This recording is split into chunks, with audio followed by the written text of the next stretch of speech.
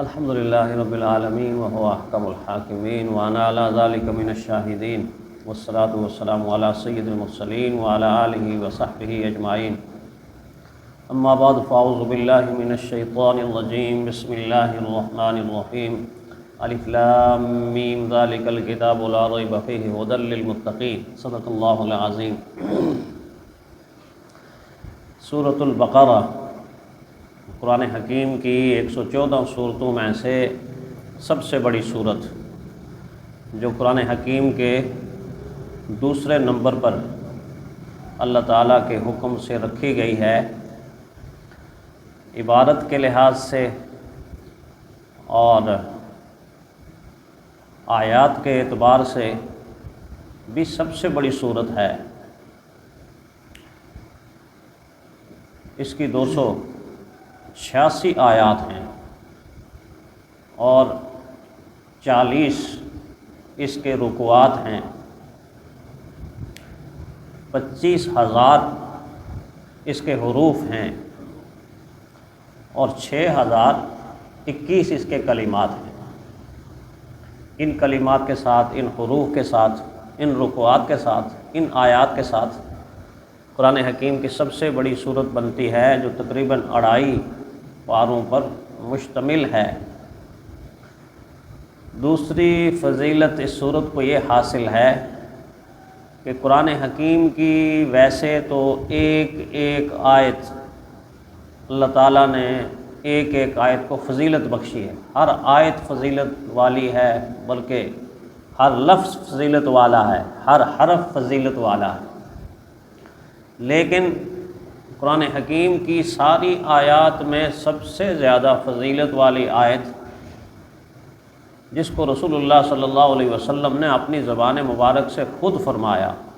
خود نشاندہی فرمائی کہ سب سے زیادہ فضیلت والی آیت آیت الکرسی ہے، آیت الکرسی۔ اور اس صورت کو یہ شان ملی اللہ تعالیٰ کی طرف سے کہ وہ فضیلت والی آیت بھی اللہ تعالیٰ نے اسی صورت کے اندر رکھی ہوئی، آیت الکرسی بھی اسی صورت کے اندر ہے۔ پھر قرآن حکیم کی یہ دوسری صورت ہے، اور پہلی صورت میں اہل ایمان خلوص کے ساتھ، عاجزی کے ساتھ، انکساری کے ساتھ، تواضع کے ساتھ، اللہ کو حاضر ناظر جان کے اللہ کے دربار میں کھڑے ہو کے، قبلہ رخ ہو کے، مصلی پر آ کے باوضو ہو کر نماز کے عالم میں اللہ سے بار بار دعا کرتے ہیں، بار بار دعا کرتے ہیں، اللہ جی ہدایت عطا کر دے، اللہ جی ہدایت عطا کر دے۔ اللہ تعالیٰ کو اہل ایمان کی یہ دعا اتنی پیاری لگتی ہے اور یہ ادا اتنی پیاری لگتی ہے کہ اس دعا کو اللہ تعالیٰ مؤخر نہیں کرتے۔ اچھا آپ ہدایت مانگتے ہو تو میں جو دے دوں گا، میرے خزانے، ہدایت کے خزانے میرے پاس ہیں، میں تمہیں ہدایت دے دوں گا، ایسا نہیں۔ باقی کوئی چیز انسان مانگے تو اللہ تعالیٰ کی طرف سے مختلف جواب بعض دفعہ آتے ہیں۔ اچھا تو یہ مانگتا ہے تو میں ایسا کرتا ہوں، جو تو مانگتا ہے میں اس سے بہتر تجھے دے دیتا ہوں، میں اس سے بہتر تجھے دے دیتا ہوں۔ تو گاڑی مانگتا ہے تو میں دیکھ رہا ہوں کہ مستقبل کی زندگی میں تیرے جسم میں، تیرے وجود میں ایک بیماری میں نے مقدر کی ہوئی ہے، وہ آنے والی ہے، اور ایسی بیماری ہے بڑی خطرناک، بڑی خطرناک، تو بڑا تنگ ہوگا، پریشان ہوگا، تو روئے گا۔ تو میں چاہتا ہوں کہ گاڑی تجھے نہ دوں، بلکہ گاڑی کے بجائے میں تجھے صحت کی نعمت عطا کر دوں، صحت کی نعمت عطا کر دوں۔ اور آپ جانتے ہیں کہ صحت کی نعمت دراصل ایسی نعمت ہے کہ جس سے ہر دوسری نعمت مزیدار لگتی ہے اور لطف لگتی ہے۔ اگر صحت انسان کی نہیں ہے تو پھر دنیا کی کوئی نعمت بھی بعض مرتبہ نعمت لگتی ہی نہیں ہے، اس سے انسان لطف اندوز نہیں ہو سکتا، اس سے انسان فائدہ نہیں اٹھا سکتا۔ ہزاروں سینکڑوں نعمتیں انسان دیکھتا ہے،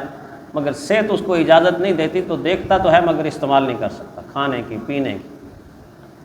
اللہ تعالیٰ بعض مرتبہ یہ بھی فرماتے ہیں کہ اچھا تجھے بہتر نعمت عطا کر دیتا ہوں، متبادل دے دیتا ہوں، نعم البدل دے دیتا ہوں۔ انسان کو پتہ ہی نہیں ہوتا، انسان کہتا ہے مجھے تو گاڑی نہیں ملی، تو میں نے مانگی تھی، میں نے تو فلاں چیز مانگی تھی مجھے نہیں ملی، اس کو پتہ ہی نہیں ہوتا کہ اس سے کئی گنا زیادہ، کئی درجے زیادہ اس کو بہتر نعمت مل چکی ہوتی ہے۔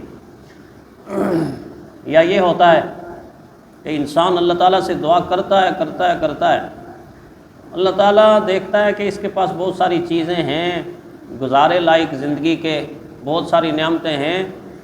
تو میں ایسا کرتا ہوں کہ اس کی دعا کو اپنے خزانوں میں رکھ لیتا ہوں، اور کل قیامت کے دن جب اس کو ضرورت پڑے گی کوئی اس کے کام نہیں آئے گا، نہ ماں، نہ باپ، نہ بیٹا، نہ اولاد، نہ بیوی، نہ بچے، نہ خاندان، نہ کنبہ، نہ قبیلہ،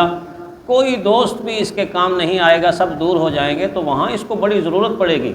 تو میں اس کی اس دعا کو ذخیرہ بنا لیتا ہوں، اور آخرت میں اس کو نکال کے دکھاؤں گا، میرے بندے وہ جو تو دعا مانگتا تھا نا، وہ میں نے اپنے خزانوں میں جمع کی ہوئی تھی، آج میں تمہیں دیتا۔ تو اس وقت انسان، بعض لوگ یہ تمنا کریں گے کہ کاش ہماری دنیا کے اندر کوئی دعا قبول ہی نہ ہوئی ہوتی، آج جنت اور جنت اور جنت اور جنت، درجات کی بلندی بھی ملتی، اللہ کا دیدار بھی ملتا، تو اس سے بڑی نعمت اور کون سی؟ بعض مرتبہ ایسا بھی ہوتا ہے، اور بعض مرتبہ ایسا ہوتا ہے کہ ادھر مانگتا ہے اور ادھر دعا قبول ہو چکی ہوتی ہے۔ بعض مواقع ایسے سینکڑوں لوگوں پہ، ہزاروں لوگوں پہ آئے واقعات موجود ہیں کہ ادھر ہاتھ اٹھائے دعا مانگی اور ادھر اللہ نے فرمایا یہ لے، پھر جو تو نے مانگا ہے میں تجھے عطا کرتا۔ ایسی بھی ہوتی ہے دعا، نقد قبول ہونے والی دعا، ایسے آدمی کو جس کی دعائیں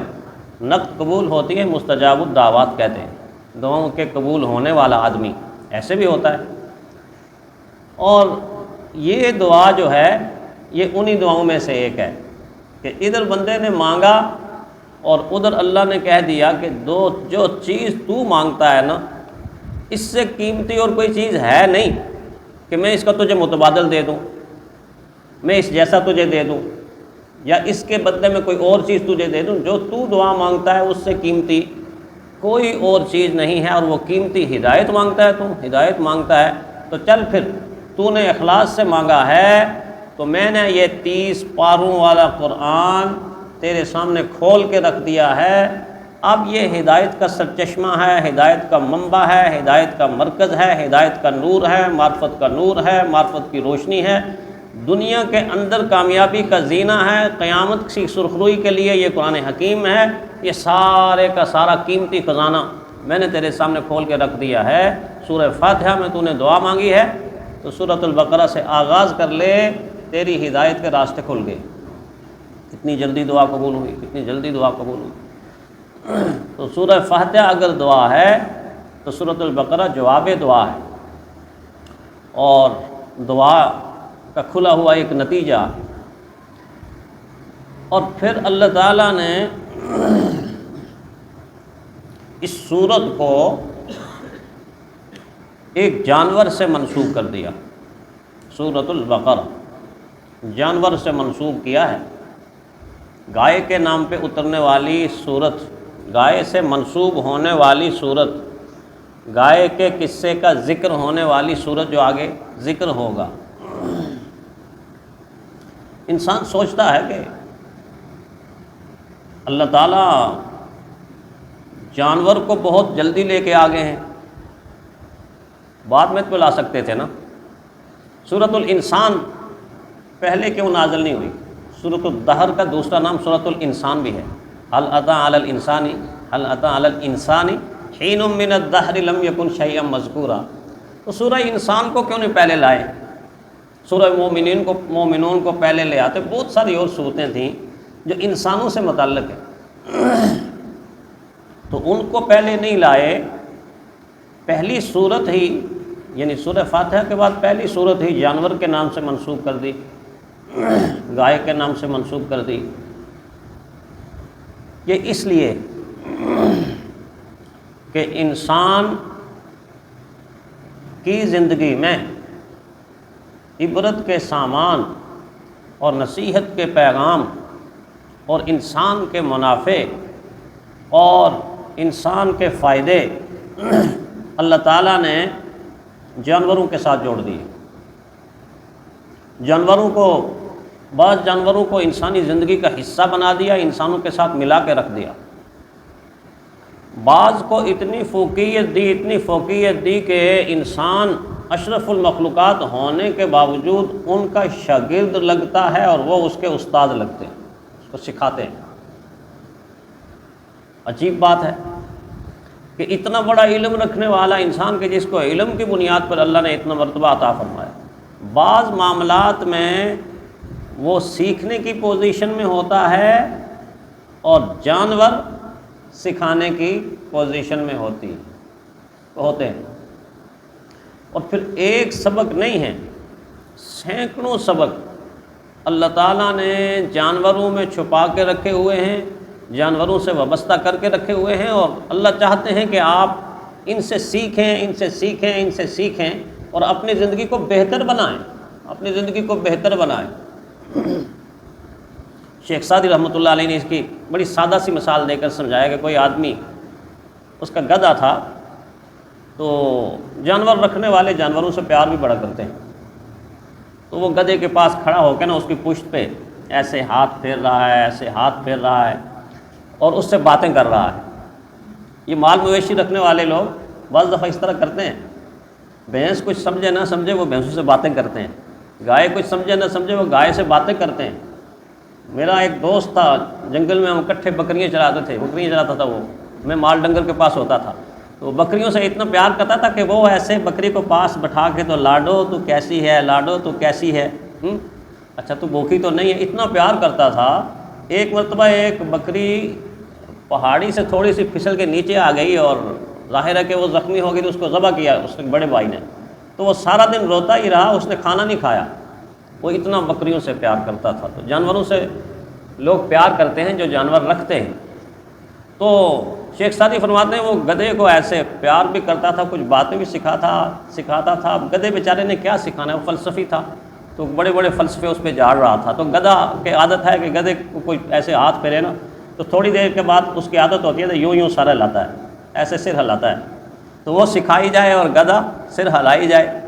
تو سر وہ ویسے ہی ہلاتا تھا، لیکن نقشہ کیا بنتا تھا کہ مجھے نہ سکھاؤ، مجھے کوئی اور کچھ نہیں سکھا سکتا، مجھے جو قدرت نے سکھا دیا بس سکھا دیا، قدرت نے جو سکھا دیا وہ سکھا دیا۔ تو ایک دانشور آدمی، عقل مند آدمی پاس سے گزرا، تو اس نے جا کے گدھے کے مالک کے کان میں یہ کہا کہ بھائی تو اس کو نہ سکھا یار،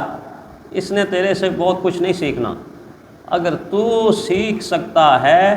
تو اس سے خاموشی بھی سیکھ لے اور عاجزی بھی سیکھ لے، تو اس سے خاموشی سیکھ لے کہ جتنا وزن تو اس پہ لاتا ہے، کبھی شکوہ نہیں کرتا، کبھی شکایت نہیں کرتا، فرما برداری اس سے سیکھ لے۔ بلکہ فرما برداری میں تو اتنا زیادہ کہ تاریخی کتابوں کے اندر ایک بات لکھی ہوئی ہے کہ ایک مرتبہ ایک آدمی گدھے کے اوپر سواری کرتا ہوا بھاگتا ہوا جا رہا تھا۔ پرانے زمانے میں یہی سواری تھی، زیادہ اونٹ تھا، گدھا تھا، تو قدرت نے گدھے کو زبان دی اور وہ اپنی زبان سے یہ کہنے لگا کہ اگر دنیا میں انصاف ہوتا تو یہ مجھ پہ سواری نہ کرتا، میں اس پہ سواری کرتا۔ تو ساتھ ہی کوئی نیک انسان تھے، ان کو سنانا مقصد تھا، عبرت کی بات بتانے مقصد، وہ حیران ہو گئے کہ یہ گدھا کیا کہہ رہا ہے۔ تو اس نے متوجہ ہو کے پوچھا کہ یہ کیا کہہ رہے ہو تم، یہ انسان ہے، بہت اعلیٰ مرتبہ ہے، تو حیوان ہے، تو پست مرتبہ ہے، اللہ تعالیٰ زبان دینے والے ہیں، اللہ تعالیٰ زبان دیں تو پتھروں کو بھی زبان دے دیتے ہیں۔ تو گدھے نے آگے سے یہ جواب دیا، اصل مسئلہ یہ ہے کہ واقعی یہ انسان تمہیں نظر آ رہا ہے، لیکن اصل بات یہ ہے کہ یہ میرا مالک ہے اور مجھ پہ سوار ہو رہا ہے،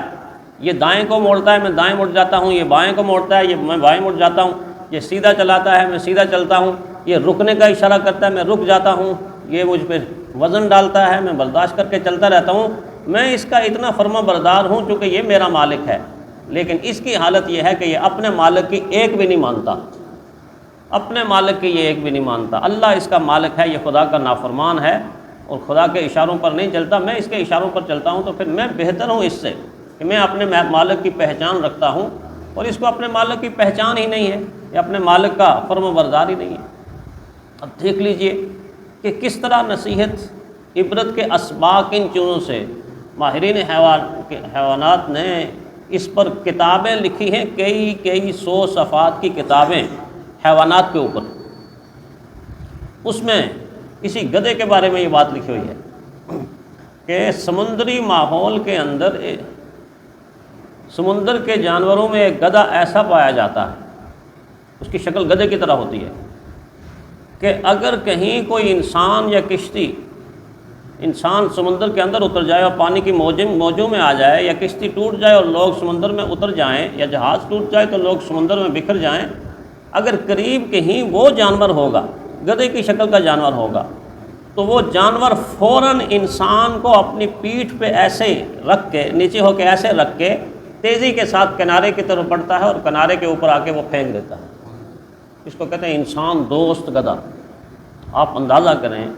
کہ اللہ تعالیٰ نے اس کے اندر کیا حص رکھی ہے کہ اس کو معلوم ہے کہ یہ پانی کا جانور نہیں ہے کہ تیر کے زندہ رہ سکے، بلکہ یہ خشکی کا جانور ہے، یعنی انسان ہے، اور یہ پانی کے اندر مر جائے گا تڑپ تڑپ کے۔ تو اللہ تعالیٰ نے ودیت کی ہے اس کی حص کے، اس کو یہ کہا کہ اس کو کنارے لگا دے۔ اب انسان کو گدھا کنارے لگا رہا ہے، ماہرین حیوانات نہیں لکھے۔ اور پھر آپ جانتے ہیں کہ گدھے کا تذکرہ اللہ تعالیٰ نے اپنے نبی حضرت عزیر علیہ السلام کے ساتھ فرمایا۔ آگے جا کے آپ پڑھیں گے کہ 100 سال تک حضرت عزیر علیہ السلام پر موت طاری کر دی، اور ساتھ ان کے گدھے کا ذکر فرمایا جب زندہ فرمایا تو کہا دیکھ اپنے گدھے کی طرف، انظر الی حمارک ولنجعلک آیۃ للناس وانظر الی العظام کیف ننشزها ثم نکسوها لحما۔ یہ گدھے کی طرف دیکھ، تیرے گدھے کی کس طرح ہڈیاں بکھری ہوئی ہیں، 100 سال گزر گئے۔ فرمایا اب دیکھ کہ کس طرح ہڈیاں جڑتی ہیں، کس طرح گوشت آتا ہے، کس طرح کھال جڑتی ہے، کس طرح اعضاء بنتے ہیں، اور تھوڑی دیر کے بعد یہ ڈھینچوں کرتا گدھا آپ کا زندہ ہو جائے گا۔ تو گدھے کی مثال وہاں بھی عطا کی، اور اسی طرح پیارے پیغمبر صلی اللہ علیہ وسلم نے بھی گدھے کی سواری کی ہے۔ حضور صلی اللہ علیہ وسلم کے گدھے کا نام یافور تھا۔